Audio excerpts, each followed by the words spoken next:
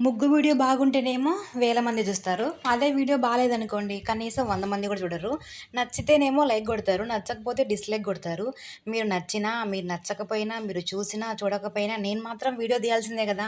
బాగున్న వీడియోకైనా అదే కష్టమే, బాగాలేని వీడియోకైనా అదే కష్టమే. నా కష్టం మాత్రం మారదు కదా! పోనీ ఈజీనే అనుకోండి. ఏం కష్టం ముగ్గే కదా!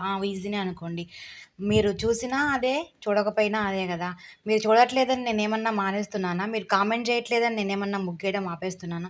జీవితం గూడా అంతే. ఎవరో ఏదో చేస్తారు, ఎవరో వచ్చి ఏదో చెప్తారు అని మనం అక్కడే ఆగిపోము. ఎవరు ఉన్నా లేకున్నా మన జీవితంలో మనం ముందుకు పోతూనే ఉండాలి.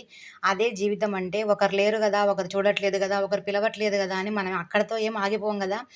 ఎవరున్నా, లేకున్నా మన జీవితం మాత్రం మనకు ఖచ్చితంగా ఉంటది. ముందడుగేస్తూనే వెళ్ళిపోవాలి. ఒకే దగ్గర ఆగిపోం గదా! నేనదే చెప్తున్నాననమాట. మీకు నచ్చినట్టయితే లైక్ చేయండి, షేర్ చేయండి, సబ్స్క్రైబ్ జేసుకోవడం మాత్రం అస్సలు మర్చిపోమాకండి. కామెంట్ జేయండి.